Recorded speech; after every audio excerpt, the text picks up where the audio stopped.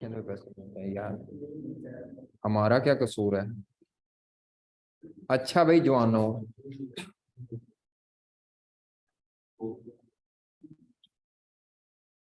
अच्छा भाई जवानो, आपको क्या करने के लिए दिया था लास्ट टाइम, बताएं।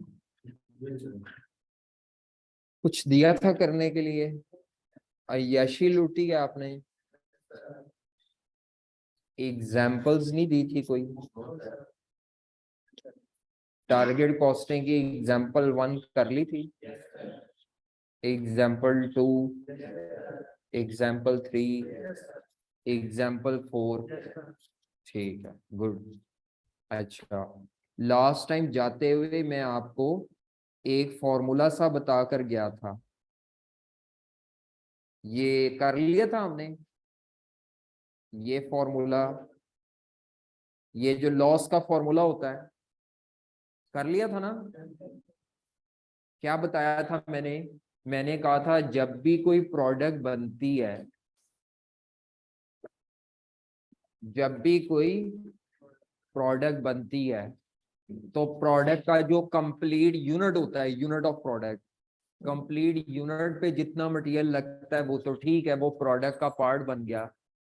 और पानी दीजिएगा जरा प्लीज। और गाड़ी से ना मेरे दवाई लानी, मैंने दवाई नहीं खाई जी।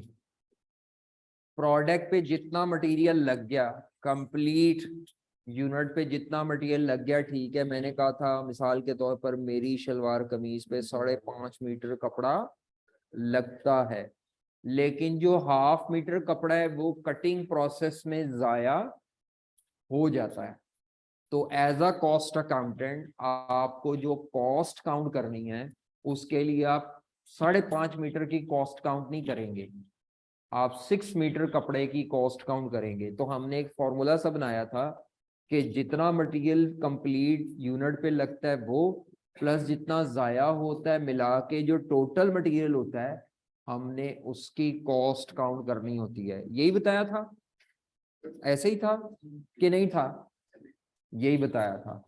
तो ये अब आपको मटेरियल के लॉ, अगर वो क्या कोई लॉस नहीं है, तो फिर तो 5.5 मीटर कपड़ा लगता है गुड यूनिट पे या मुकम्मल यूनिट पे, तो खरीदते भी 5.5 मीटर के हिसाब से होंगे। लेकिन अगर कुछ जाया होना होता है, तो हम जितना कंप्लीट यूनिट पे लगता है प्लस जितना जाया होता है मिला के टोटल खरीदते हैं, और कॉस्ट भी टोटल की पड़ती है। Is it clear? समझ आ गया था?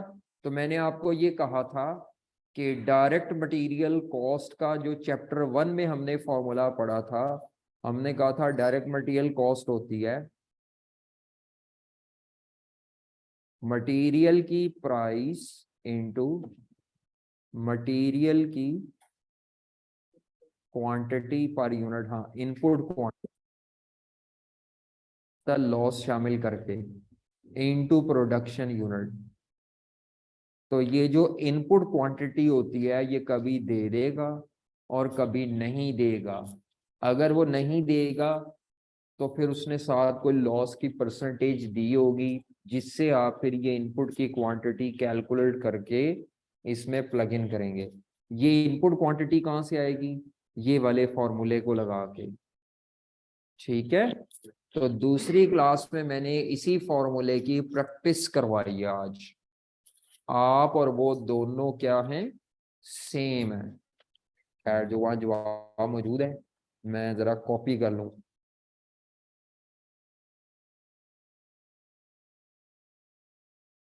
Just a minute. हाँ भाई जवानो, वैसे आपने कोई सवाल पूछना हो तो आप सवाल निकाल सकते हैं। आपने कोई क्वेश्चन पूछना हो तो आप क्वेश्चन पूछ सकते हैं।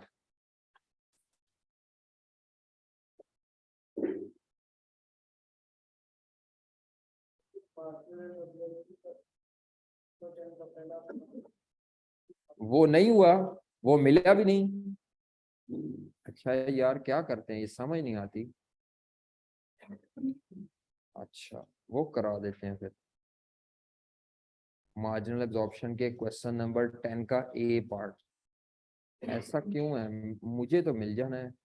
ये पता नहीं क्या करते हैं, मुझे लगता है मुझे ही जूम पे देखना पड़ना है आज।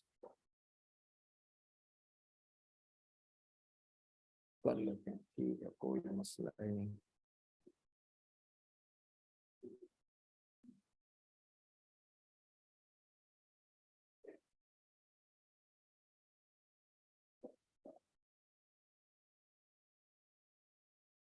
ये एग्जाम्पल जो मैं अब करवा रहा हूँ ये नोट्स में नहीं है, ये मैंने क्लास में बैठे बैठे बनाई थी ये, ठीक है। ये मतलब अभी दोपहर वाली क्लास में जो 12:45 पे होती है, ये उसमें मैंने बनाई थी एग्जाम्पल। और मकसद क्या था कि जो मटेरियल की वेस्टेज आ जाती है उसको कैसे अकोमोडेट करना है। ये देखें फॉर्मूला शायद आपको नजर आ रहा हो। टॉपिक की हेडिंग क्या है, मैंने हेडिंग क्या दी है, मटेरियल की input quantity per unit after adjustment of the wastage कैसे निकालते हैं, वो ना दी हो तो उसके लिए मैंने कहा था कि मटेरियल जितना कंप्लीट यूनिट पे लगता है प्रोडक्ट के वो, प्लस जितना मटेरियल जाया होता है वो। नहीं ये नहीं थी, बॉटल में थी, सॉरी, शीशे की बोतल थी। अच्छा, बैग में चेक कर लें। हाँ नहीं, शीशे की बोतल बैग में चेक करें, अगर नहीं है तो वो साइड पे गिरी हो, शायद होगी गाड़ी में ही। शीशे की बोतल है। तो मटेरियल परचेज एंड यूज्ड, जिसको इनपुट कहते हैं, ये फॉर्मूला मैंने नीट करके लिखा है बस, कुछ नहीं किया, जो कल फॉर्मूला लिखा था उसी को नीट करके आपने इसको सॉल्व करना है। ये एग्जाम्पल को चलो करो बिस्मिल्लाह। नजर आ रही है एग्जाम्पल? ये नोट्स में नहीं है ना, मैंने बताया तो आज ही बनाई है अभी थोड़ी देर पहले। ये वैसे ही लॉस की प्रैक्टिस के लिए बनाई है। ये मिल जाएंगी एग्जाम्पल आपको, ड्राइव पे अपलोड हो जाएंगी। अभी फिलहाल आप सिर्फ इनको सॉल्व करें, टॉपिक की हेडिंग ऊपर दे लें जरा, ये मटेरियल की input quantity after adjustment of loss, ताकि आपको पता चले ये कोई टॉपिक नहीं कर रहे हैं हम, ये किसी सवाल में एक छोटी सी कैलकुलेशन है।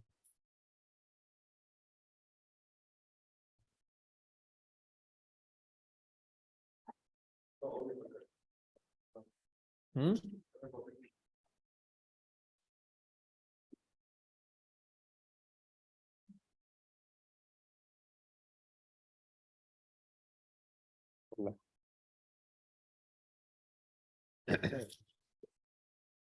आप इतने दिनों बाद आए हैं आज, क्यों? और तुम्हारा रिजल्ट आज खत्म हुआ है, जुआन घर गया था।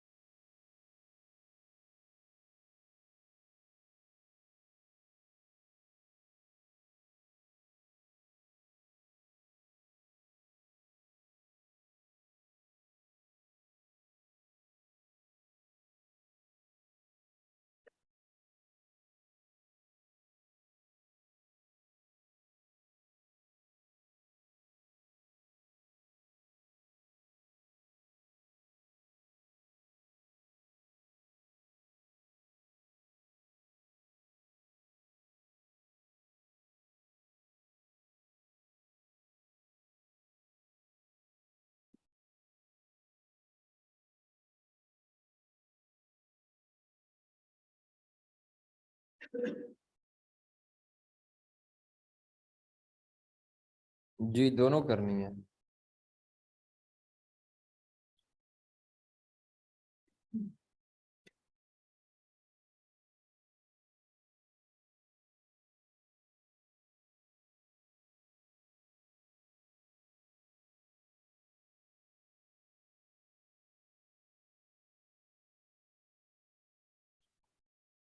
हाँ अब वो ना मैंने पानी पी लिया तो ये पानी डाल दिया आपकी सारा नहीं।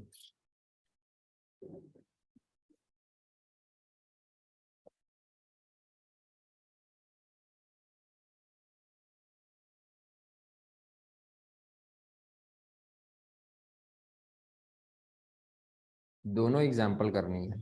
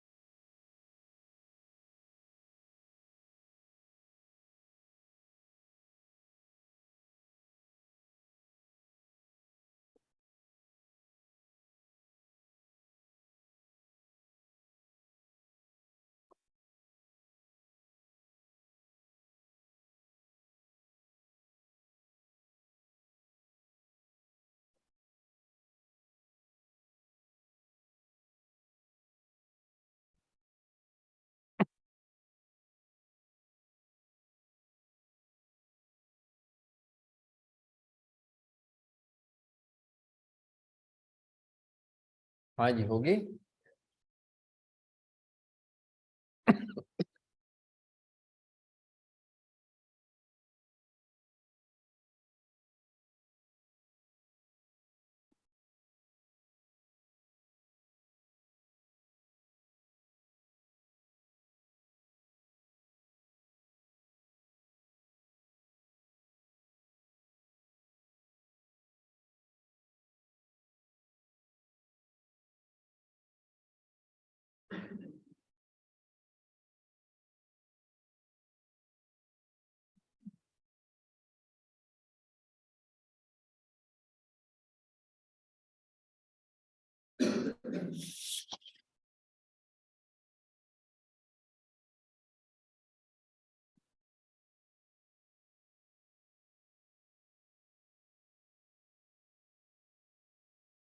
अच्छा जी देखिए जरा एग्जाम्पल 1 और 2 कहता है टोटल मटेरियल कॉस्ट आपने कैलकुलेट करनी है एक ऑर्डर की।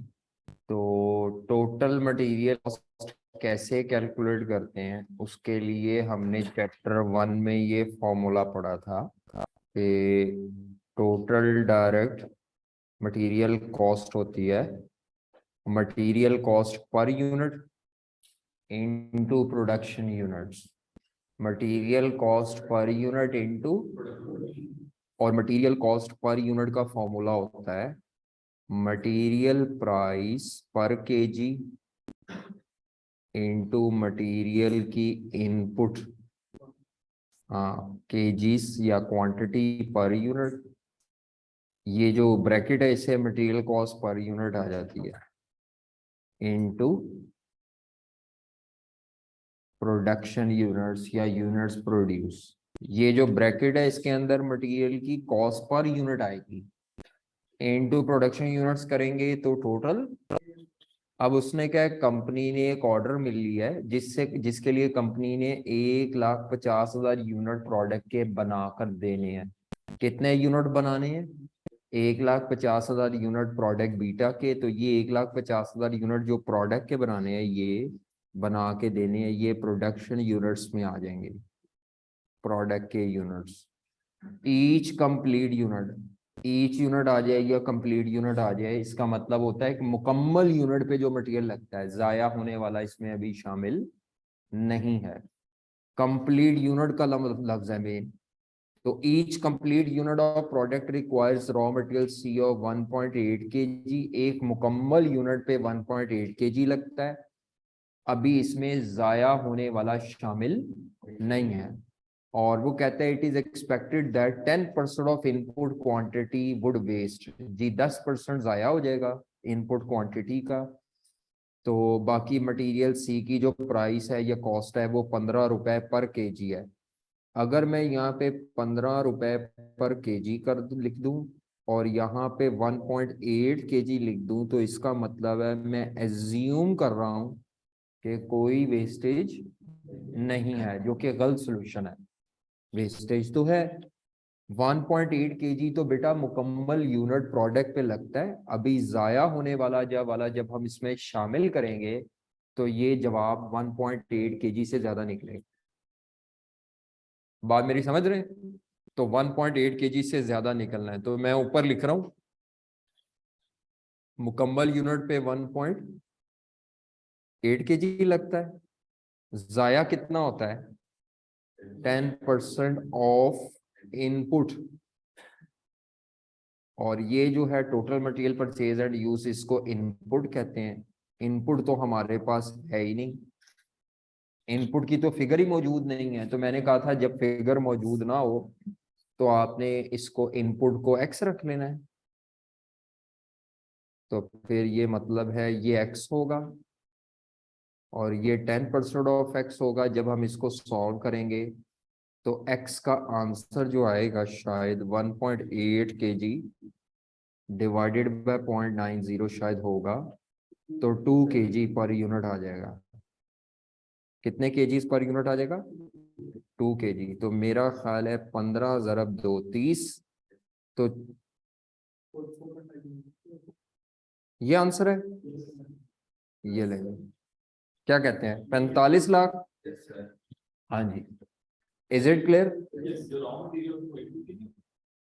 रॉ मटेरियल जो होता है वो इनपुट लेना होता है, ये इनपुट नहीं था ना।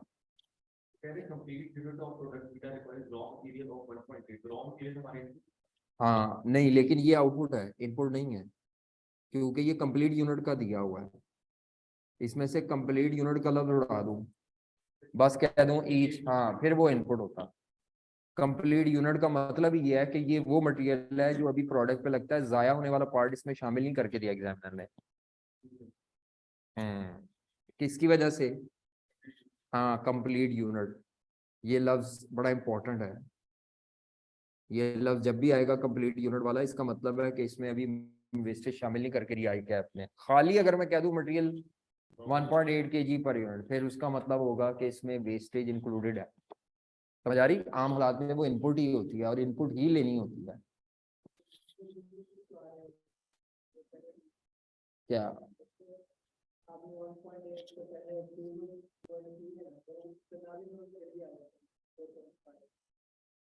कैसे? ऑल्टरनेटिव मैथ होगा और कुछ नहीं होगा, टोटल जवाब को कर लो, इस कन्वर्ट किए बगैर नहीं आना।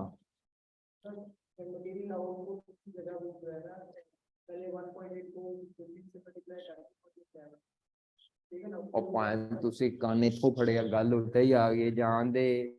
तुमने क्या किया है? 15 को इंटू 1.8 किया, तुमने 27 को कर लिया चेंज, गल उत्ते ही आ गई 30 बन जाना उन्हें।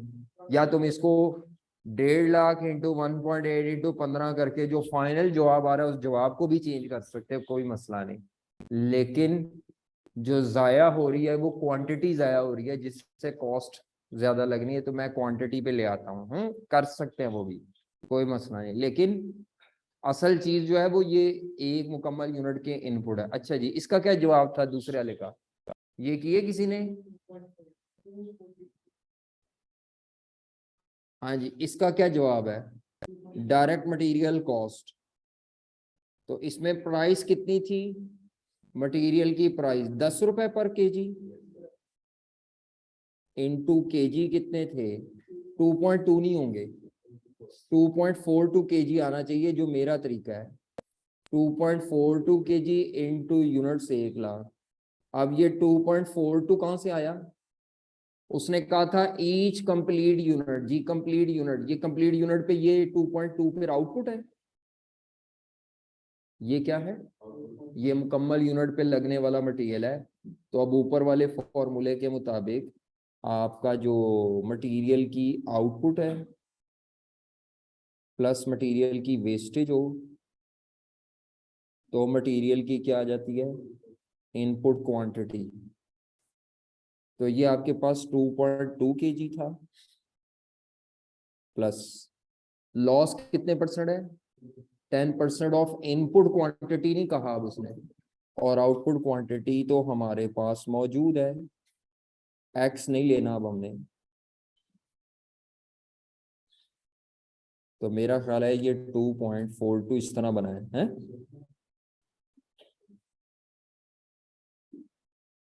ठीक है जी, क्या आंसर आता है, 24,20,000। ये करे जी, ये चैलेंजिंग है, देखते हैं ये कौन करता है। ये चैलेंज है ये चैलेंज है, जो ये करेगा तो समझ लो वो सियाना है।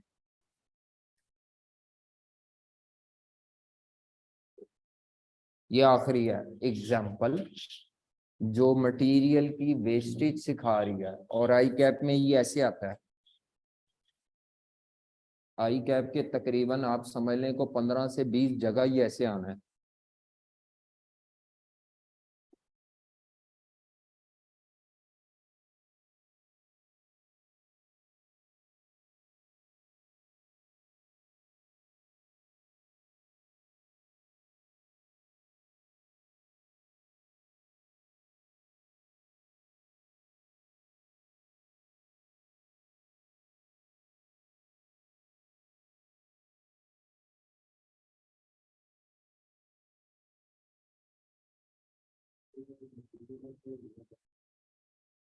मैंने किसी सवाल का जवाब नहीं देना, आपका दिमाग जो कह रहा है वो करें, गलत हो जाएगा, कोई मसला नहीं।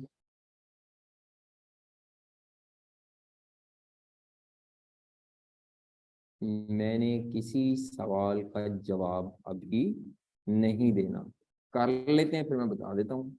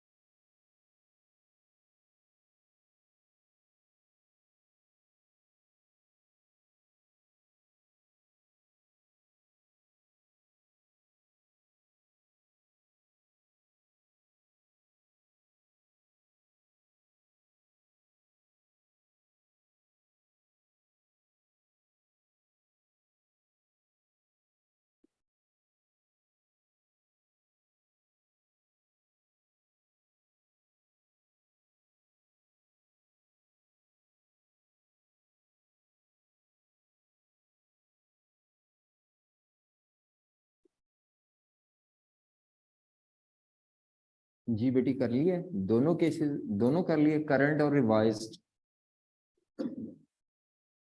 क्या आंसर है, करंट।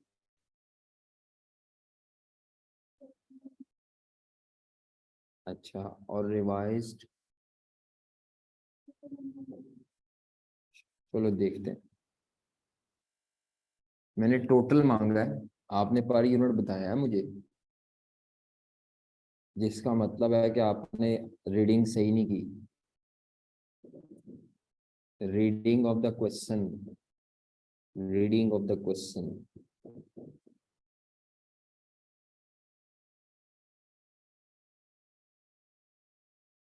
जी, आपने भी कर लिया है। क्या आंसर है, ये रिवाइज्ड है कि करंट है, और रिवाइज्ड क्या है, ठीक है। अच्छा चलो देखते हैं।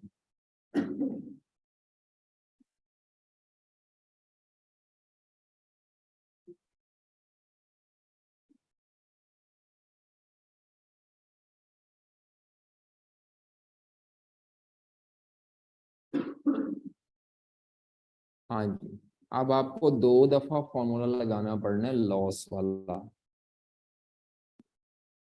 2 दफा लगना है फॉर्मूला, क्योंकि करंट और रिवाइज 2 दफा सवाल हल करना है ना। करें जी डिस्कस, कि कर रहे हैं अभी? जी, मेरा ख्याल है करें। करण जी, हसन इकबाल साहब ठीक हैं आप? हसन इकबाल साहब ठीक हैं जी। कहते हैं A limited manufactures 10,000 units of product alpha in, हर महीने ये 10,000 यूनिट बनाते हैं, तो ये आपके हर महीने के क्या आ जाएंगे? Production units. प्रोडक्ट अल्फा की ये डिटेल है, तो मटेरियल 5 kg लगता है पर यूनिट और एक 20 रुपए, तो ये मटेरियल की प्राइस है। और ये मटेरियल की इनपुट क्वांटिटी दी हुई थी, क्योंकि इसके साथ ईच कंप्लीट यूनिट नहीं लिखा हुआ था। इसके साथ ईच कंप्लीट यूनिट, तो ये पहले से ही इनपुट क्वांटिटी दी हुई है। ये पहले से क्या दी हुई है? कहता है कंपनी चाह रही है सप्लायर को चेंज कर दिया जाए, और जिसकी वजह से जो आपकी वेस्टेज है वो पुरानी 10% से कम होके कितनी रह जाएगी? क्योंकि इसके साथ 5 kg के साथ ईच कंप्लीट यूनिट नहीं लिखा हुआ, या कंप्लीट यूनिट नहीं लिखा हुआ, इसीलिए ये इनपुट था। तो अब चलो, आप अगर बात करें वो उसकी, निकालना क्या था हमने? करंट और रिवाइज टोटल मटेरियल कॉस्ट। तो मैं यहाँ पे फॉर्मूला लिख रहा हूँ डायरेक्ट मटेरियल कॉस्ट का। जी, फॉर्मूला होता है मटेरियल की प्राइस पर केजी इनटू मटेरियल की input kgs per unit, multiplied by क्या है? Production units. तो करंट सिचुएशन में बताएं जी मुझे, मटेरियल की प्राइस क्या थी? 20 रुपए पर केजी। और रिवाइज्ड केस में मटेरियल की प्राइस थी 20 रुपए पर केजी। करंट इनपुट दी हुई है 5 kg। जो बच्चा इसके ऊपर फॉर्मूला लगाने जाएगा वो बेवकूफी कर रहा है। तो तमाम वो बच्चे जिन्होंने इस 5 kg को किसी तरह से रद्दोबदल फरमाई है वो गलत है।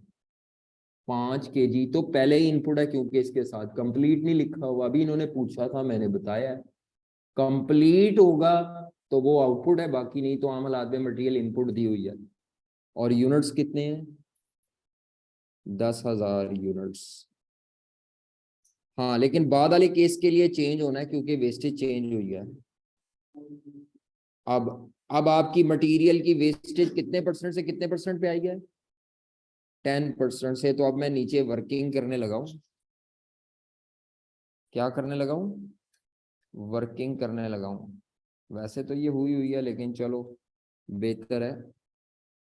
और नहीं, ये सारा नहीं मिटाना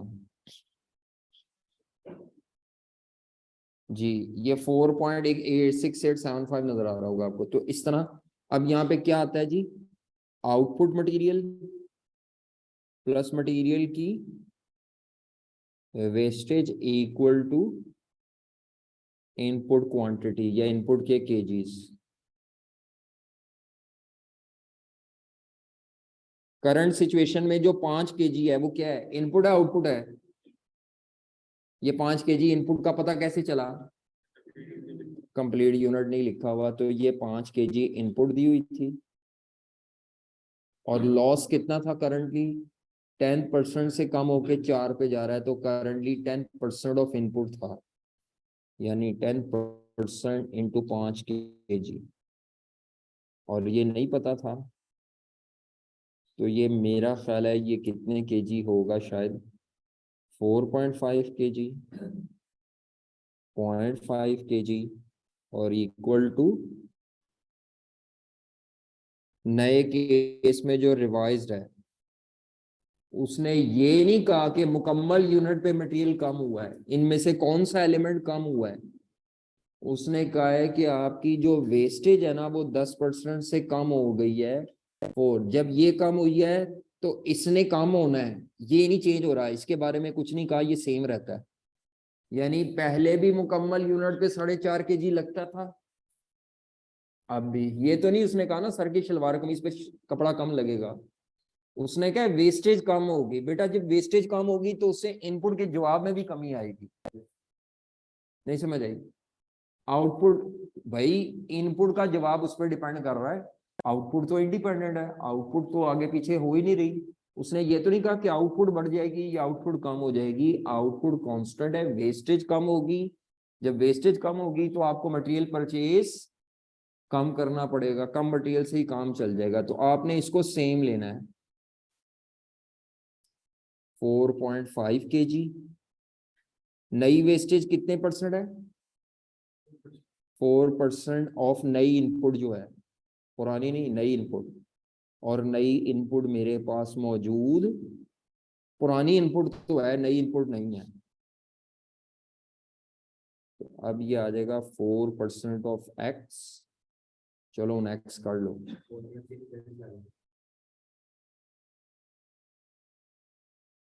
4.6875 kg पर यूनिट। जी किसी का सही था ये पहले? 4.68 एक जवान का, सिर्फ एक जवान।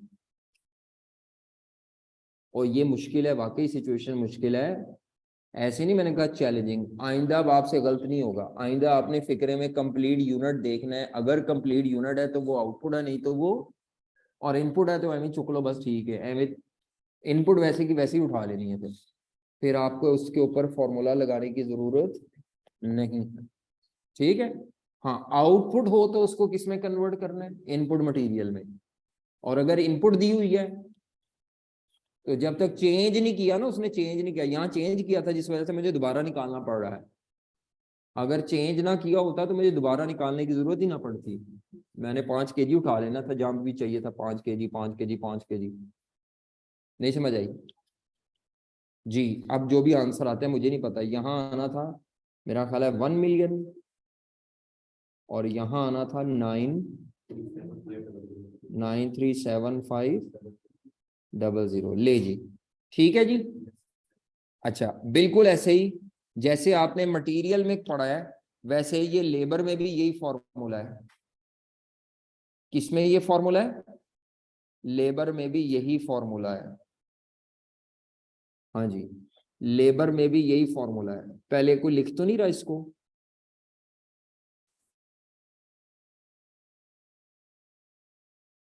मतलब ये लिख तो नहीं रहे आप, ये जो मैंने किया था ये मिल तो जाएगा जी बिल्कुल। अच्छा जी, हमने चैप्टर 1 में पढ़ा था। जी जनाब मुझे बताओ, हमने चैप्टर 1 में पढ़ा था लेबर कॉस्ट टोटल कैसे निकालते हैं। हमने चैप्टर 1 में पढ़ा था टोटल डायरेक्ट लेबर कॉस्ट कैसे निकालते हैं जी, याद है? हमने कहा था लेबर के केस में जो लेबर का वेजेस रेट है पर आवर, ये याद आपको रखना है, चैप्टर 1 में हर जगह आएगा, into labour hours per unit. तो जब आप इसको मल्टीप्लाई करेंगे direct labour our per unit, तो इससे आपके पास वो आ जाएगा, क्या कहते हैं उसको, वो ये लेबर कॉस्ट पर यूनिट आ जाएगी। इनटू क्या करना है?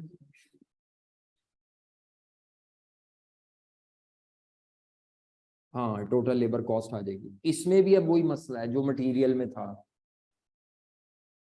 वो आपसे ये कह सकता है पेपर में कि एक मुकम्मल यूनिट के ऊपर एक शलवार कमीज का सूट सीने में 2 घंटे लगते हैं। एक शलवार कमीज का सूट सीने में 2 घंटे लगते हैं। एक मुकम्मल शलवार कमीज का सूट सीने में 2 घंटे लगते हैं। लेकिन शलवार कमीज में धागा बार बार फंसता है, टूटता है, मशीन रुकती है, धागा फंस जाता है, कभी लाइट चली जाती है। इन तमाम अनअवॉइडेबल रीजंस की वजह से वर्कर का टाइम जाया होता है, होना ही होना है, जो मर्जी कर लो, अनअवॉइडेबल रीजंस की वजह से धागे ने टूटना है। जब सलवार कमीज सी जाती है ना, आपको मशीन चलती है तो धागा टूटता है, वो रुकता है, फिर धागा डालता है, ये होता है, अनअवॉइडेबल है। तो वो अगर मैं आपसे वैसे ही कह दूं, इतना होता नहीं है, लेकिन मैं अगर आपसे कह दूं कि एक मुकम्मल शलवार कमीज 2 घंटे में बनती है और आधा घंटा इस तरह की धागा और ये वो सारे मसाइल में, इतना ज्यादा नहीं होता, वैसे बता रहा हूँ कि हाफ एन आवर इन मसाइल में वर्कर का टाइम जाया हो जाता है। ऐसे जाया हुए टाइम को आइडल, आइडियली आइडल टाइम कहते हैं। क्या कहते हैं? तो अगर मैं आपसे पूछूं वर्कर का प्रोडक्टिव टाइम कितना है जो शलवार कमीज के कंप्लीट यूनिट पे लगता है, तो आप मुझे कहेंगे सर 2 घंटे। 2 घंटे में शलवार कमीज बन जाती है, लेकिन उसका जो टाइम शलवार कमीज बनाने के दरमियान थोड़ा थोड़ा करके जाया होता है, वो कोई मिला लो आधा घंटा। तो इसका मतलब है इदारे का एक मुकम्मल यूनिट में जो वर्कर का टाइम लग रहा है वो तकरीबन 2.5 घंटे लग रहा है। और असल में मसला यह है कि क्योंकि वो वर्कर घर नहीं गया, वर्कर के फॉल्ट की वजह से नहीं लग रहा, वर्कर की जो पे कैलकुलेट होगी ना या वेजेस कैलकुलेट होगी, वो 2 घंटे पे कैलकुलेट करना ज्यादती है। और धागा भी तो पा ही रहे हैं ना, बेचारा काम तो करता पे है। तो इसीलिए अब वर्कर की वेजेस कितने टाइम की कैलकुलेट करेंगे? 2.5 घंटे, 2.5 आवर्स की, जिसमें 2 घंटे उसने लगाए एक्चुअली सूट सीने पे, और आधा घंटा को लाइट चली गई या सुई टूट गई या धागा टूट गया या कोई मसला हो गया या धागा फंस गया मशीन च, इस तरह के मसाइल से निमटते रहा वो। और होता है ये रियल लाइफ में, इस तरह का टाइम अनअवॉइडेबल आइडल टाइम होता है। तो अगर वर्कर का प्रोडक्टिव टाइम जो है वो 2 घंटे है पर यूनिट, कंप्लीट यूनिट पे, और आधा घंटा टाइम जाया हो रहा है, तो we will calculate the wages. We will calculate the wages. हम यहाँ जो लेबर आवर काउंट करेंगे वो कितने काउंट करेंगे? 2 आवर्स, 2.5 आवर्स। जी बिल्कुल, समझ आ रही है? क्यों 2.5 क्यों काउंट करेंगे? क्योंकि उसमें वर्कर का फॉल्ट वो तो फैक्ट्री में मौजूद है, और he has the entitlement, as per the law भी उसका हक बनता है कि आप उसको 2.5 घंटों की ही पेमेंट करें, अगर आप पर यूनिट पे गिन रहे हैं तो। वैसे तो 1 यूनिट की नहीं देते हम, तो पूरे दिन की देते हैं उसको। लेकिन अगर दिन में 4 घंटे भी लाइट गई रही है ना, तो वो तो बेचारा इंतजार करता रहे ना फैक्ट्री में, वो घर तो नहीं चला गया, आपने उसको पैसे देने हैं। ऐसा तमाम टाइम जिसको आइडल टाइम कहते हैं, उस टाइम में वर्कर को उसके जो बेसिक पे के पैसे होते हैं, जो उसकी बुनियादी तनख्वाह है, वो देते हैं। बोनस बोनस नहीं देते उस टाइम में, उसको बोनस बोनस नहीं निकालते उसका कि तेरा बोनस भी बन गया। वो कह रहे बैठे बैठे ही बोनस कैलकुलेट हो गया। वाह यार, बड़ी चंगी कंपनी है। फारिग टाइम का बोनस नहीं होता, लेकिन फारिग टाइम की बेसिक पे तो आप यार वेजेस तो देना उसको यार, वो आया फैक्ट्री में मौजूद है। नहीं समझ आ रही बात आपको मेरी? अच्छा, अब इसमें भी वही मसला है कि फॉर्मूला क्या होगा, वही सब कुछ चल रहा है। वही फॉर्मूला जो आपने ऊपर यहाँ पे लिखा था ना, material used on complete unit, यहाँ पे आवर कैलकुलेट करने का फॉर्मूला क्या बनेगा? ये वाले लेबर आवर कैलकुलेट करने का फॉर्मूला होगा labour hours used on complete unit of finish product plus labour का आइडल टाइम, लेबर का equal to labour hours paid. क्या कहते हैं उनको? टोटल टाइम को क्या कहते हैं? Labour hours paid.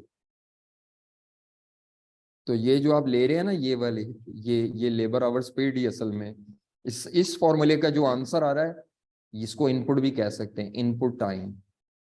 क्या कह सकते हैं इसको?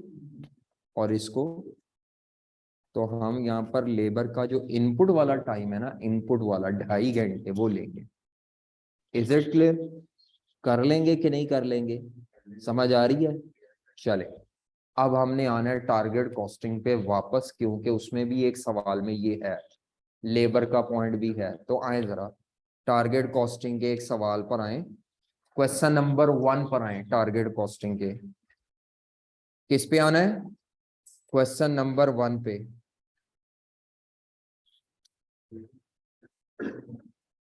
पता नहीं मैंने दिया था कि नहीं दिया था, नहीं दिया था ना। हाँ, क्वेश्चन नंबर 1 पे आए। यहाँ क्योंकि ये सवाल मैंने क्रिएट नहीं किए हुए, ये आई कैप के सवाल है, ये मेरा कोई भी सवाल नहीं है इनमें से। तो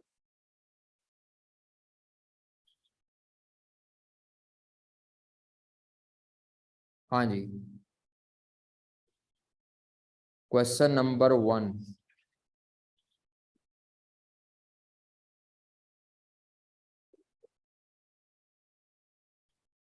एक मिनट मैं जरा उसको कॉपी कर लूं।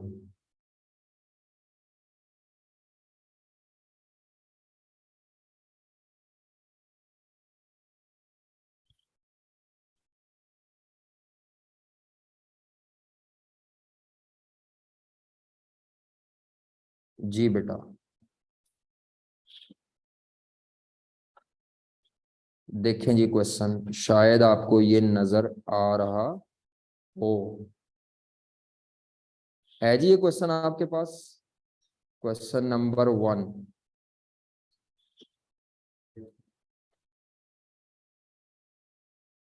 तो ये आई कैप की पुरानी एक किताब थी, उसमें से लिए हुए क्वेश्चन। तो आल्दो इनमें थोड़े मसाइल है क्वेश्चन में, मसाइल से मुराद है थोड़ा आई कैप के जो अब सवाल आ रहे हैं ना, वो जरा क्वालिटी वाइज अच्छे हैं। इस सवाल में एक मसला था जो मैंने अभी टाइपिंग करके सही कर दिया है, तो वो आपने अपने नोट्स में भी सही कर लेना है। वो मैं बता देता हूँ कि क्या मसला है, वो इंग्लिश का मसला है, तो वो सही कर लेनी है इंग्लिश। जी आए जरा क्वेश्चन के ऊपर आए। ये क्वेश्चन नजर आ रहा है सबको? जो घर वाले हैं, उनको नहीं नजर आ रहा होगा, आ जाए जरा। देखें जी, क्वेश्चन की सबसे पहले रिक्वायरमेंट पर आते हैं। क्वेश्चन की रिक्वायरमेंट में कहता है calculate expected cost per unit of product alpha, calculate target cost per unit of product alpha, calculate the size of cost gap. मैंने आपसे कहा था मैं टारगेट कॉस्टिंग का जो क्वेश्चन करवाता हूं, मैं उसके 3 स्टेप सॉल्व करवाता हूं। हम जो पहला स्टेप सॉल्व करते हैं वो होता है कि टारगेट कॉस्ट निकालते हैं, टोटल में भी कर सकते हैं। और तो यहाँ उसने टारगेट कॉस्ट पर यूनिट मांगी है, किसी को याद हो टारगेट कॉस्ट पर यूनिट का फॉर्मूला मैं क्या करवाता हूँ? हमने कहा था हम कस्टमर को प्रोडक्ट दे आते हैं, सर्वे कराते हैं, तो वो उससे पूछते हैं, तो एस्टिमेटेड सेलिंग प्राइस जो कस्टमर बताता है, estimated selling price per unit minus इदारा उसमें से जितना रिक्वायर्ड क्या कमाना चाह रहा होता है, profit per unit.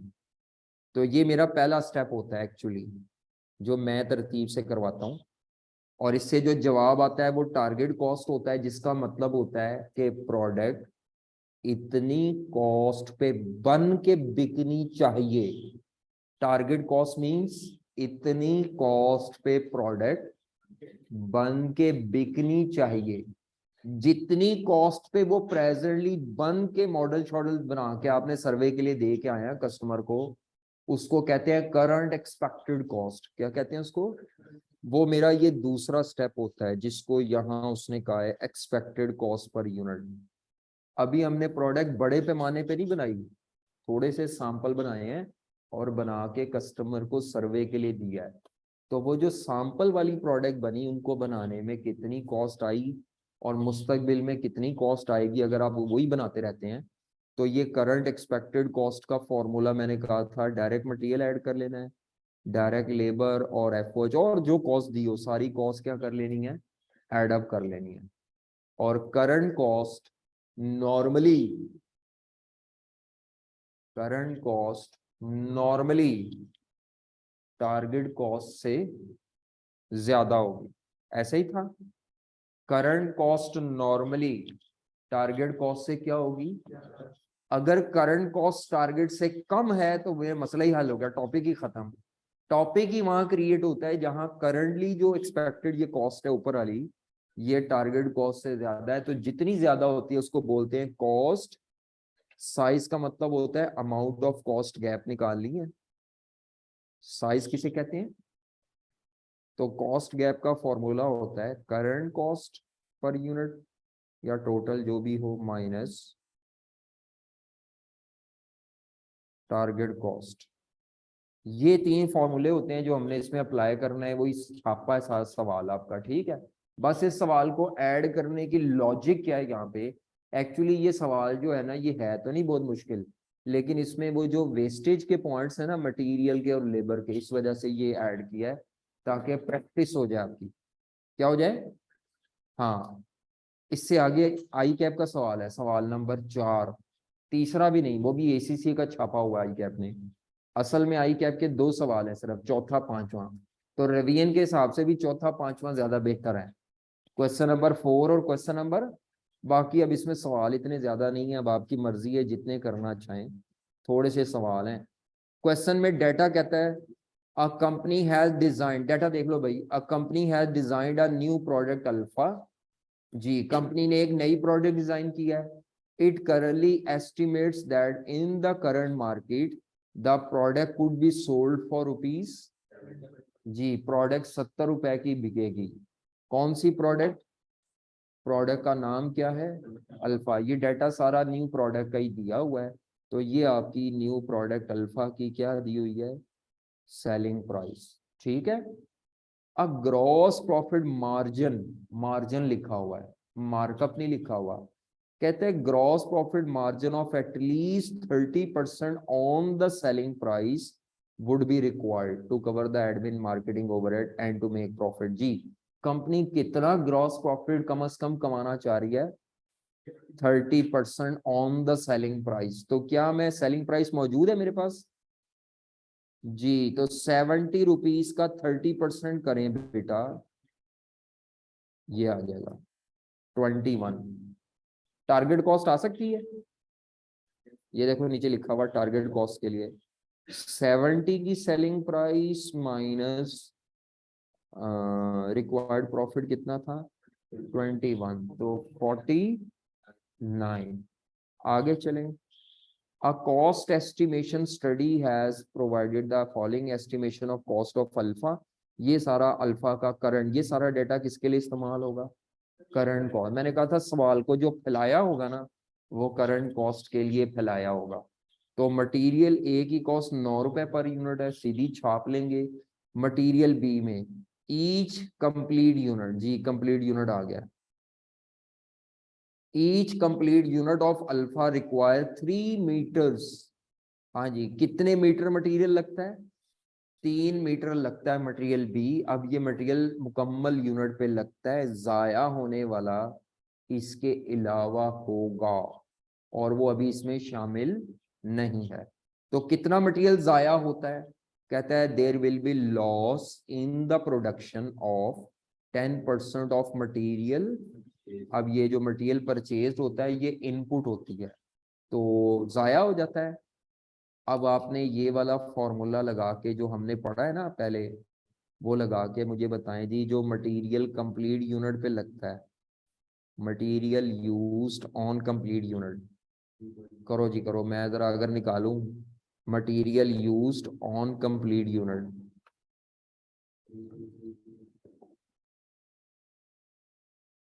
Complete unit, complete unit पे जो मटेरियल लगता है वो 3 मीटर्स है, प्लस जितना मटेरियल जाया होता है वो उसने कहा जी 10% ऑफ मटेरियल परचेज है। तो वो जो मटेरियल परचेज एंड यूज्ड होता है इसको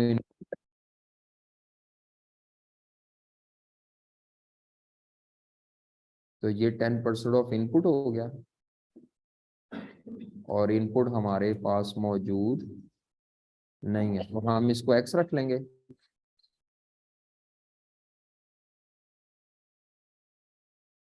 तो दसो जी एक्स कितना आता है? 3/0.90 करें तो 3.3333, बड़ा लंबा चौड़ा आता है, चलो हम 3.4 पे ले लेते हैं, 2 भी ले सकते हैं। यानी असल प्रोडक्ट पे 3 मीटर लगता है, और 0.33 मीटर जो है तकरीबन, वो ना बनाने के दरमियान मटेरियल प्रोडक्ट पे नहीं लगता, जाया कटिंग में गिर गया, ये वो लीक हो गया, हवा में वेपोरेट हो, कुछ भी हो गया, अनएवॉइडेबल होता है ये लॉस, ठीक है। इसी को नॉर्मल लॉस ऑफ मटेरियल भी कह सकते हैं। क्या कह सकते हैं? तो आपने क्वांटिटी को बढ़ा के 3.33 मीटर की कॉस्ट काउंट करनी है। 1 मीटर की कॉस्ट क्या है? तो अब हम चैप्टर 1 वाला फॉर्मूला लगाएंगे। मटेरियल की प्राइस, ये मटेरियल की प्राइस है, मटेरियल की प्राइस इनटू मटेरियल की ये क्वांटिटी जो भी आता है 5.9999 वो राउंड कर लो तो 6 बन जाना है। लेबर में क्या कहता है? कहता है ईच, ये मिसप्रिंटिंग थी यहाँ किताब में, ये आई कैप के सवाल में फ्लॉ था, इधर भी कंप्लीट यूनिट लिखा होना चाहिए था। Each complete unit of product, क्योंकि पुराना सवाल है, जरा कमजोर सवाल था, ये लिख लें। Each complete unit of product alpha will require 0.5 hours of direct labour time. एक मुकम्मल यूनिट पे लेबर का कितना टाइम लगना है? 0.5। तो ये जो एक मुकम्मल कंप्लीट यूनिट पे लगना है टाइम, बेटा ये वो टाइम है जो प्रोडक्टिव है, जो असल में आउटपुट वाला टाइम है। कौन सा वाला? आउटपुट आवर्स हैं। अभी इसमें जाया हुआ टाइम शामिल और मैंने करना है, तो जाया कितना होता है? हाउएवर के बाद कॉमा आता है जी। However it is expected that there will be unavoidable, unavoidable का मतलब ऐसा टाइम जाया होना जो आपके कंट्रोल में, अनअवॉइडेबल आइडल टाइम है जो कि 5% of total labour time paid for है। ये total labour time paid for उसको कहते हैं इनपुट को। तो लेबर में ये फॉर्मूला होता है ना, मैंने कहा था labour hours used on complete unit plus idle time, और इधर आ जाएगा टोटल लेबर आवर्स पेड। क्या कहते हैं इसको? Total labour hours. ये इनपुट है और ये क्या है? आउटपुट टाइम है। तो एक मुकम्मल कंप्लीट यूनिट पे कितना लगता है? 0.5 आवर्स। जाया होता है 5% ऑफ एक्स, ये एक्स है।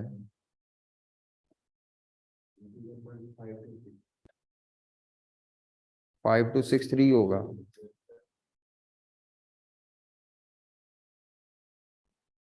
Labour hours per unit 0.52। Product कितनी देर में बनती है? 0.5। जाया कितना होता है? नहीं मतलब अगर यहां से देखें तो जाया कितना हो रहा है? 0.0263। लेकिन वेजिस वर्कर को जो देनी है आपने वो 0.52 पूरे टाइम की वेजिस देनी है, क्योंकि वर्कर तो मौजूद था। ठीक है, आ गई ना सवाल में? मटेरियल की वेस्टेज की भी एडजस्टमेंट आ गई, लेबर के टाइम की वेस्टेज की भी एडजस्टमेंट आ गई। आगे चले, प्रोडक्शन ओवरहेड्स। अच्छा सॉरी, लेबर का वेजेस रेट कितना था? सॉरी वो मैंने पढ़ा नहीं। लेबर को वेजेस रेट कितना दिया जाता है? 19 रुपए पर आवर। तो यहां तक अगर मैं वैसी वह यहाँ तक सवाल को सॉल्व करूं जानबूझ के, वैसे करते नहीं ऐसे, तो सबसे पहले अगर मैं टारगेट कॉस्ट पर यूनिट निकालूं, क्या निकालूं जी? Estimated selling price per unit क्या है? ओ यार, नमाज पढ़ लें यार, फिर आए, निकल जानी है फिर ऐसे मुझे गुना। नमाज पढ़ के आए, ठीक है आगे फिर लिखते हैं, कोई नहीं, ये यही है, जाता नहीं कहीं।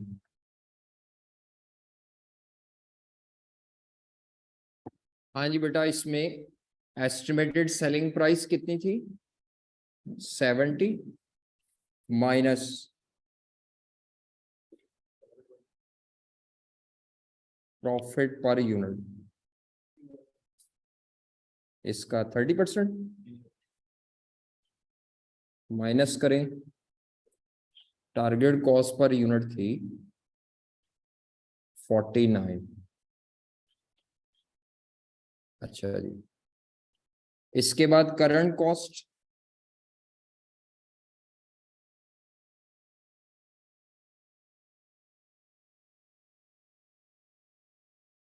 करंट कॉस्ट में material A, material B,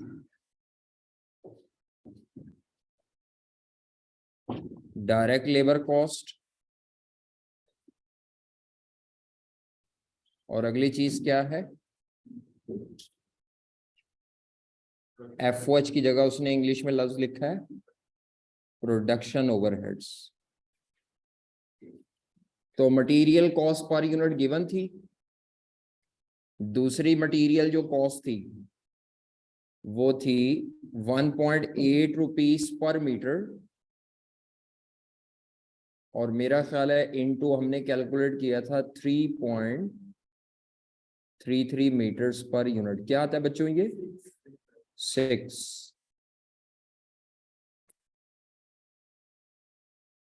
19 rupees per hour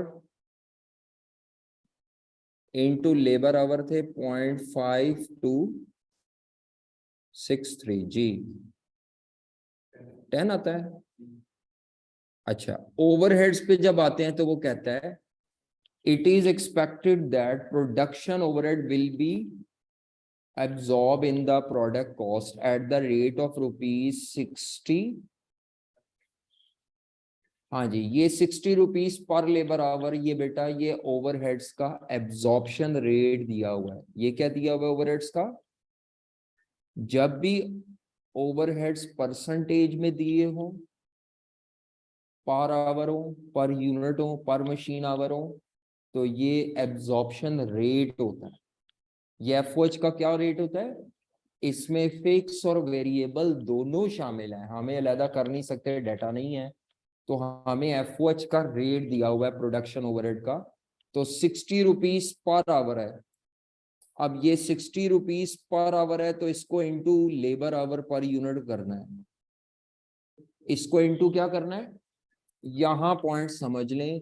जब मैंने एफओएच का चैप्टर करवाया था तो मैंने कहा था ओवरहेड्स हमेशा प्रोडक्टिव टाइम के होते हैं। कौन से टाइम के होते हैं?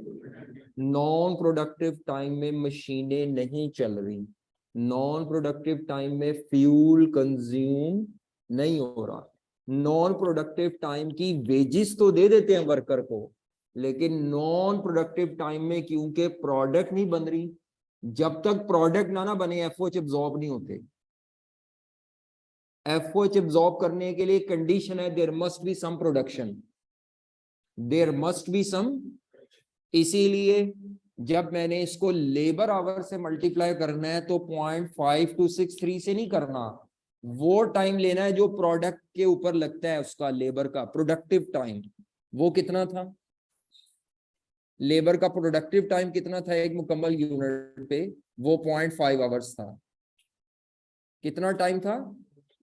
ये बात याद रखिएगा कि लेबर को वेजिस तो पूरे टाइम की देनी है, लेकिन ओवरहेड्स पूरे टाइम के, क्योंकि ओवरहेड्स की डेफिनेशन ही है कि overheads will be absorb for productive time. अब अगर किसी को ये याद ना रहे तो आगे देखिए उसने इंग्लिश में भी लिखा हुआ है for each active hour, total hours तो नहीं लिखा ना, ये इसने एक्सप्लेनेशन दिया कि किसी बच्चे को अगर वो बात याद ना हो एफओएच के चैप्टर वाली, तो वो बच्चा नोट कर ले कि ओवरहेड्स प्रोडक्टिव टाइम के हैं। ओवरहेड किसी वर्कर की पेमेंट नहीं है ना, बल्कि फैक्ट्री में प्रोडक्शन की वजह से जितने खर्चे हो रहे हैं, तो जब प्रोडक्शन ही नहीं हो रही तो ओवरहेड के खर्चे रिकॉर्ड क्यों करें? उसके ऊपर ही ओवरहेड एब्जॉर्ब होते हैं। आउटपुट टाइम यानी अगर ओवरहेड पर लेबर आवर है ना तो इनटू टोटल लेबर आवर नहीं लेने हैं, प्रोडक्टिव वाले लेबर आवर लेने हैं।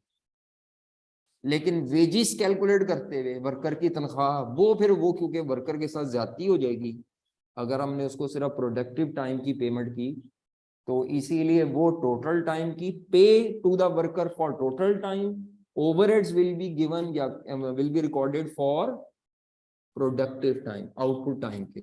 ठीक है, ये पॉइंट बताना था, बाकी तो इस सवाल में था ही कुछ नहीं। ये करे क्या आता है, मेरा ख्याल है 30 टोटल करें, और गैप कितना आता है 6। 55 माइनस 49 तो ये आ जाता है 6 का। ठीक है, गैप पर यूनिट कितने का आता है? लें जी, ये आपका क्वेश्चन, ये एग्जांपल मुकम्मल हो गई। नोट्स के चौथे सवाल पर आए। नोट्स का चौथा सवाल जो कि पास्ट पेपर का सवाल है। नोट्स का चौथा सवाल निकालें जो कि पास्ट पेपर का सवाल है। सॉरी, 6 का गैप है।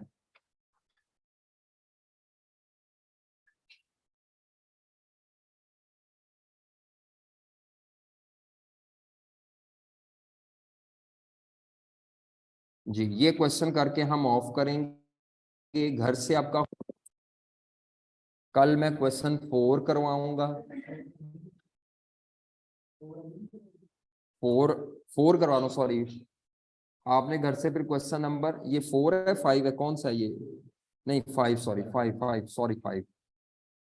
4 अभी नहीं होना, टाइम कम है। 5 करेंगे कल। पूरा लेक्चर हमारा 4 पे ही है। आप लोगों ने घर से 3 करके लाना है। कौन सा क्वेश्चन करके लाना है? क्वेश्चन 3 आ जाएंगे। ये क्वेश्चन भी रीडिंग में ही हल हो जाना है, कुछ नहीं है बेचारे सवाल में। ये है भी वैसे लेटेस्ट अटेम्प्ट्स का, अगर आप देखें ना 2022 का सवाल है। स्प्रिंग 2000, यानी शायद ये पिछली अटेम्प्ट से पिछली अटेम्प्ट का है। ये जो रीसेंट अटेम्प्ट आई है इससे आप समझ लें last attempt, second last attempt है। ठीक है, तो क्वेश्चन में नंबर भी ज्यादा नहीं है, थोड़े से नंबर हैं। क्वेश्चन की रिक्वायरमेंट पर आते हैं तो वो कहता है कंप्यूट द, पर यूनिट नहीं कहा इंग्लिश में। अगर उसने पर यूनिट नहीं कहा, इसका मतलब है मैंने कॉस्ट गैप किस में निकालना है? टोटल में कैलकुलेट करना है, पर यूनिट नहीं कहा। इसके बाद डिस्कस करना है, थ्योरी है। Discuss the methods that company can use to close the cost gap. ये कुछ थ्योरी के मेथड्स हैं जिनसे आप अपने गैप को क्या कर सकते हैं? कम कर सकते हैं। मैंने कहा था ये 4 से 5 या 6 नंबर का आता है। तो अब ये क्योंकि 4 नंबर हैं, इसका मतलब है कम से कम 4 लाइनें आपने लिखनी है। ये अभी मैंने नहीं पढ़ाया फिलहाल, अभी आज मैं ये नहीं कर रहा, कल कराना है मैंने ये, तो कल ये भी हो जाएगा। अभी आज हमने सिर्फ इस 3 नंबर को देखना है। कितने मार्क्स को देखना है? और वो 3 स्टेप्स हैं। पहला स्टेप टारगेट कॉस्ट निकालें, दूसरा स्टेप करंट कॉस्ट, तीसरा डेटा क्या दिया है? Denmark ice cream runs various ice cream parlours across the city. Ice cream parlour क्या होता है? ये वो होटल की तरह होता है जहाँ लोग जाके आइसक्रीम बैठ के खाते हैं। ठीक है, ये कई आइसक्रीम पार्लर चला रहे। Below is the average weekly, जी ये एक वीक का डाटा उसने दिया हुआ है। तो वीकली डाटा उसने दिया हुआ है आइसक्रीम पार्लर का। तो सेल्स दी हुई है 5 लाख रुपए जो आइसक्रीम पार्लर की है। वेरिएबल कॉस्ट दी हुई है 3.5 लाख रुपए, 3 सिफर कॉमन है। फिक्स कॉस्ट 1 लाख है, तो प्रॉफिट कितना है? Company is now planning to introduce frozen yogurt in addition to existing ice cream range to attract। Company एक नई प्रोडक्ट लाना चाह रही है। जिस दिन मैंने टारगेट कॉस्टिंग का चैप्टर शुरू किया था ना, मैंने कहा था टारगेट कॉस्टिंग न्यू प्रोडक्ट के लिए अप्लाई की जाती है या न्यू प्रोडक्ट की वजह से। अब ये धारा, इस सवाल में पॉइंट क्या है कि नई प्रोडक्ट के साथ साथ पुराना डेटा भी दिया और उसमें भी चेंजेस हैं। तो अब आपको दोनों डेटा लेके चलना है। ठीक है, पुरानी प्रोडक्ट के क्या नाम था? पुरानी प्रोडक्ट क्या थी? आइसक्रीम। और उसी आइसक्रीम पर जो पार्लर है वहां से योगर्ट मिल रही है आपको। फ्रोजन का मतलब आइसक्रीम की तरह ही होगी योगर्ट। आगे कहता है in this regard following information has been gathered. Sale of 800 frozen yogurt cups, ये सेल यूनिट्स हो गए किस्म के। 800 कप बिकेंगे हर हफ्ते। ऊपर भी डेटा वीकली था। कितने कप बिकेंगे? और एक कप जो फ्रोजन योगर्ट का होगा, ये उसकी सेल प्राइस कितनी होगी? 190। तो मैं रेवेन्यू निकाल सकता हूँ, सेल प्राइस पर cup multiplied by unit sold. ठीक है, जरा करें कैलकुलेटर पे प्लीज। 190 मल्टीप्लाइड बाय वैसे 800 कप्स 1,50,000। आगे चलें। It is expected that it is introduction of frozen yogurt would also increase the sale volume of ice cream by 10%। वो जो आपको पुरानी आइसक्रीम की सेल थी ना, उसका भी वॉल्यूम कितने परसेंट बढ़ेगा? 10%। वॉल्यूम कहते हैं यूनिट्स को। किसको कहते हैं? तो आइसक्रीम की टोटल सेल 5 लाख रुपए है, इसके अंदर सेल प्राइस भी थी और ये मल्टीप्लाई होकर क्या निकला हुआ था? सेल। ना आपको प्राइस पता है ना आपको वॉल्यूम पता है। उसने क्या है? वॉल्यूम बढ़ रहा है। क्या बढ़ रहा है? तो जब आपको ये दोनों चीजें नहीं ना पता, तो आप वॉल्यूम को ढूंढने की बजाय इस आंसर को ही 10% बढ़ा देंगे। क्या मेरी बात समझ आ रही है? यानी sale price into sale units करें तो रेवेन्यू बनता है। और अगर यूनिट्स बढ़ रहे हैं लेकिन मेरे पास यूनिट्स मौजूद नहीं है, यूनिट्स इनटू प्राइस करके जो जवाब आ रहा है ना, जवाब, इस जवाब को 10% बढ़ा दो, वही जो आंसर होगा। तो अब हम वो बात तो वही आ जाएगी। तो इसका मतलब है हमारी अब जो नई सेल आएगी, अगर 10% बढ़ा दिया जाए 5 लाख को, तो 5 लाख को 10% बढ़ाने का जो असल तरीका है वो शॉर्टकट 1.10 से मल्टीप्लाई करें। 5,50,000। एक तरीका देसी भी होता है, 5 लाख में जमा 50,000। वो नहीं करना, वो देसी तरीका बचपन वाला छोड़ दें। किसी चीज को 10% बढ़ाना हो तो ओरिजिनल फिगर इंटू 1 पॉइंट या ओल्ड फिगर इंटू 1.10 करो तो न्यू फिगर आ जाएगी। समझ आ रही है? आगे क्या कहता है? Variable cost of frozen yogurt. Ice cream की वेरिएबल कॉस्ट नहीं कहता है, फ्रोजन योगर्ट जो नई प्रोडक्ट है उसकी वेरिएबल कॉस्ट 150 रुपए पर कप है। टोटल बताओ कितनी होगी? अगर 150 रुपए पर कप है वेरिएबल कॉस्ट, तो कितने कप्स बिकने फ्रोजन के? 800। 1,20,000। समझ आ रही है? नेक्स्ट, फिक्स कॉस्ट कहता है कितने परसेंट बढ़ेगी? वो पर 1 लाख जो है 12% बढ़ेगी, क्योंकि आप मार्केटिंग कंपेन लाना चाह रहे हैं। मार्केटिंग कंपेन का मतलब होता है एडवर्टीजमेंट, रौला पा दे हो, जगह जगह बैनर ला दे हो। तो कितने परसेंट फिक्स कॉस्ट बढ़ेगी? तो 1 लाख की है, जब इसमें 12% का इजाफा होगा, 1,12,000। आगे, company target is to achieve profit margin of 14% after introducing the yogurt. Yogurt के बाद कंपनी कितना प्रॉफिट कमाना चाह रही है? 14%। तो असल में जो टारगेट कॉस्ट निकालेंगे ना, उसमें ये इस्तेमाल हो जाएगा estimated sale price minus required profit. Minus क्या करेंगे? और ये प्रॉफिट इससे निकलेगा, ये जो 14% है। लेकिन मैं सेल प्राइस तो नहीं लूंगा, मैं टोटल में करूंगा क्योंकि क्वेश्चन टोटल में है। अब इस सवाल में 2 मसाइल आए थे बच्चों को पेपर में। पहला मसला कि जितने भी नोट्स में सवाल करके जा रहे थे ना, उसमें सिर्फ न्यू प्रोडक्ट का ही डाटा था। इस सवाल में न्यू प्रोडक्ट का भी डाटा है और पुरानी आइसक्रीम का भी डाटा है। और नीचे रिक्वायरमेंट में उसने कहा नहीं कि सिर्फ आइसक्रीम के लिए या योगर्ट के लिए निकालो या डाटा अलग-अलग। और आपको ये प्रॉफिट भी 14% का बाद योगर्ट के साथ दिया हुआ है, खाली योगर्ट के लिए नहीं दिया हुआ। इदारे का प्रॉफिट है और इदारा तो दोनों प्रोडक्ट कर रहा है। तो आपने सवाल को इकट्ठा लेके चलना है क्योंकि दोनों के डाटे का इस्तेमाल होना है। चेंज भी पुराने डाटे में भी चेंज दिया हुआ है, या तो होता पुराने डाटे में कोई चेंज और सिर्फ ये प्रॉफिट उसने योगर्ट का दिया होता, सिर्फ योगर्ट का, पूरी कंपनी का ना दिया होता, तो फिर आप सिर्फ नई प्रोडक्ट का डाटा लेके चल सकते थे। अब ऐसा नहीं होना। अब मैंने टोटल सेल रेवेन्यू लेना है, yogurt plus ice cream minus profit करना है, तो मेरे पास टारगेट कॉस्ट आ जाएगी टोटल योगर्ट और आइसक्रीम मिला मिलू के। करंट कॉस्ट भी इकट्ठी निकालूंगा और गैप भी इकट्ठा निकालूंगा, क्योंकि खाली आइसक्रीम का या खाली योगर्ट का नहीं मांगा। समझ आ गया? समझ आ रही है बात? पहले जो सवाल आपने अभी थोड़ी देर पहले किया उसमें सिर्फ डाटा ही किसका दिया हुआ था, नई प्रोडक्ट अल्फा का, तो वहां मैं कर ही नहीं सकता था।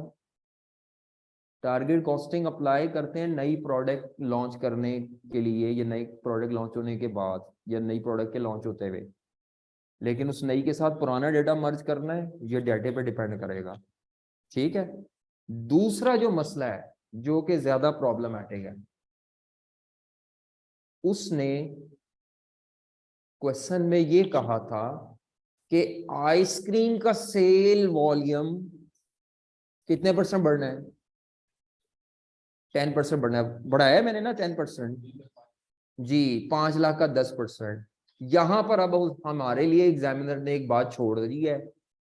एक्चुअली होता क्या है कि जब वॉल्यूम बढ़ता है ना, तो वॉल्यूम के बढ़ने से खाली सेल इफेक्ट नहीं होती, टोटल वेरिएबल कॉस्ट भी इंपैक्ट करती है। ये लाइन सवाल में कहीं नहीं लिखी हुई। क्या मैंने बोला है? चैप्टर 1 में हमने पढ़ा था, जब भी वॉल्यूम इंक्रीज करता है variable cost per unit same रहती है, टोटल में क्या होती है? तो ये टोटल वेरिएबल कॉस्ट है ना आइसक्रीम्स की, तो अगर उसका वॉल्यूम बढ़ रहा है तो उसके पीछे भी ये फॉर्मूला लगा हुआ है actually, variable cost per unit into. तो टेक्निकली स्पीकिंग पता है क्या करना था, ये आप पे छोड़ा है, आपका कॉन्सेप्ट चेक किया उसने कि क्या इन बच्चों को ये पता है कि जब मैं वॉल्यूम का इंक्रीज बताऊं तो रेवेन्यू पे तो लगा देना है, लेकिन वेरिएबल कॉस्ट पे लगाना बच्चे की खुद जिम्मेदारी है। नहीं समझ आई? वो ये भी कह सकता था कि वेरिएबल कॉस्ट के लिए वॉल्यूम इतने परसेंट बढ़ रहा है, तो भाई अगर वेरिएबल कॉस्ट के लिए वॉल्यूम बढ़ रहा है तो रेवेन्यू के लिए भी बढ़ रहा है। जब भी वॉल्यूम इंक्रीज होगा या डिक्रीज होगा तो वॉल्यूम के चेंज होने से रेवेन्यू भी हिट होगा, टोटल वेरिएबल कॉस्ट भी हिट होगी। Is it clear? नहीं समझ आई? वॉल्यूम 10% बढ़ रहा है तो इससे रेवेन्यू भी बढ़ाना है और टोटल वेरिएबल कॉस्ट भी बढ़ानी है। तो ये जो 3.5 लाख है, ये 3.5 लाख नहीं रहेगा। जो बच्चा इसको 3.5 लाख काउंट करेगा वो गलत कर रहा है, वो नंबर काटेगा। इन्वेंट्री ना हो तो सेम होते हैं। इन्वेंट्री का जिक्र है कहीं तो पूरे सवाल में फिर सेम है मुराद। क्या समझे? और जाने दो यार, इन्वेंट्री ना हो तो एजम्पशन ही है पूरी कॉस्ट में, बल्कि पूरी एफआर में इंट्रो में इन्वेंट्री दसी नहीं है, नहीं है फिर की कर दे। इन्वेंट्री ना हो तो भाई जितनी सेल में इजाफा होता है उतना प्रोडक्शन में भी इजाफा होता है। और दसो, ठीक है? तो आप असूल आप आइंदा याद रखें पूरा कि अगर सवाल में इन्वेंट्री ना हो, कोई जिक्र ना हो, तो उसने अगर कहा सेल वॉल्यूम इतने परसेंट बढ़ा है, उसका मतलब है प्रोडक्शन वॉल्यूम भी बढ़ा है, रेवेन्यू भी बढ़ेगा, वेरिएबल कॉस्ट भी बढ़ेगी। पर यूनिट की बात नहीं कर रहा, टोटल की कर रहा हूं। Total variable cost will increase by 10%। ये किसी के दिमाग में वहां नहीं आया था पेपर में, बल्कि आना चाहिए। बहुत कम बच्चे जिनके दिमाग में ये आया होगा पेपर में, और आप में भी नहीं, आपके भी दिमाग में नहीं आया शायद, क्योंकि इंग्लिश में नहीं लिखा उसने। अगर वो ये कह देता due to sale volume revenue and variable cost will increase, फिर तो सबने ठक खच छाप देना था। अब उसने सिर्फ इतना कहा है कि आइसक्रीम की सेल का वॉल्यूम 10% बढ़ेगा तो पाइन वेरिएबल कॉस्ट का की करना है। जो आइसक्रीम बेचनी है उसको बनाना भी तो पड़ेगा, आइसक्रीम दूध ये वो चीजों से बननी है, तो वो कॉस्ट कहाँ जाएगी? की कहते हो? आइसक्रीम ने खुद ब खुद बन के आपके हाथ में तो नहीं आ जाना कि लो आइसक्रीम बेचो। और भाई उसको बैक एंड पर उतना दूध ज्यादा चाहिए, उतनी आपको फल छल चाहिए, उतने एसेंस चाहिए, उतनी चीजें चाहिए। नहीं समझ आ रही? असूल क्या सीखा? असूल क्या सीखा? अगर इन्वेंट्री ना हो तो जितना सेल वॉल्यूम होता है इजाफा उतना प्रोडक्शन में भी होता है, तो वॉल्यूम के बढ़ने से रेवेन्यू भी इंपैक्ट करता है और टोटल। ये रूल मैं आपको 5-6 दफा बताऊंगा, लेकिन जब पेपर में बैठेंगे, टेस्ट में बैठेंगे, फिर आपने यही करना है, वो सर भूल गए। चलो बस टाइम खत्म हो गया। बस अब इसको अगर मैं छापूं, जरा मुझे बताएं जल्दी से कि सबसे पहला स्टेप क्या होता है? Total target cost. हाँ जी। एस्टिमेटेड सेल रेवेन्यू कितना आएगा? एस्टिमेटेड सेल रेवेन्यू कितना आएगा वो हमने ऊपर निकाला था 5,50,000 आइसक्रीम का था, और जमा दूसरा कौन सा था, आइसक्रीम का था 550 और योगर्ट का था 1,52,000। ठीक है, टोटल कितना हो गया, और टोटल दसो जवानू 7 लाख। ये पूरे बिजनेस का रेवेन्यू है, माइनस इसमें से रिक्वायर्ड प्रॉफिट कितना है जी, 7,02,000 का 14%, 14%, 280। टारगेट कॉस्ट बताएं, 60। ये आपका तकरीबन आपको 1 या 2 नंबर मिल गए। इसके बाद टारगेट कॉस्ट के बाद दूसरा क्या होता है, टारगेट कॉस्ट के बाद करंट कॉस्ट। तो करंट कॉस्ट को अगर मैं निकालूं आइसक्रीम की, योगर्ट की, उसने जो कॉस्ट दी हुई है वो वेरिएबल फिक्स की तरह दी हुई है। आइसक्रीम की, योगर्ट की जो भी थी, आइसक्रीम की थी 3.5 लाख पुरानी वाली, 10% इजाफा होगा। ये क्यों किया मैंने इजाफा, वॉल्यूम का। आइसक्रीम की वेरिएबल कॉस्ट और दूसरी थी 1.20 फ्रोजन योगर्ट की। हाँ जी बताइएगा जरा, 3.50 ये आइसक्रीम की थी और ये योगर्ट की थी। हाँ जी दसो जी, फिक्स कॉस्ट कितनी थी, मेरा ख्याल है 1 लाख थी, लेकिन उसमें 12% का इजाफा था। ये वॉल्यूम से नहीं बढ़ाई मैंने टोटल, फिक्स कॉस्ट वॉल्यूम से उसकी अपनी कोई चेंज बताई हुई है उसने, ड्यू टू मार्केटिंग या जो भी कहा है उसने, टोटल कर लो तो गैप आ जाएगा वो कितना आंदा है ये। ठीक है, समझ आया। आज हमने सीखे हैं नंबर 1 पॉइंट, मटेरियल की वेस्टेज कब इनपुट होगी, इंग्लिश कब आउटपुट होगी, लेबर के टाइम की wastage point number 2। Point number 3 हमने ये सीखा कि ये जो आपका था कि अगर वॉल्यूम इंक्रीज करे तो खाली रेवेन्यू इंक्रीज नहीं करना सेल का, टोटल वेरिएबल कॉस्ट को भी इंक्रीज या डिक्रीज करेंगे। समझ आ रही है बात आपको, बाकी बातें वही थी बाकी मेरा ख्याल है।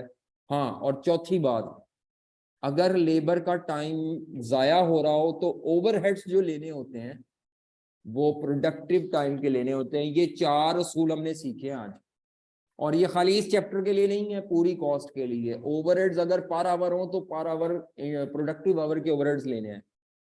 वेजेस आपने लेबर को जो देनी है वो टोटल टाइम की देनी है, वेस्टेज के साथ वाले टाइम की भी। मटेरियल की भी कॉस्ट आपने वेस्टेज वाले क्वांटिटी को काउंट करके लेनी है टोटल। ठीक है, बाकी सब कुछ, और ये चौथा रूल था। ओके फिर अल्लाह हाफिज।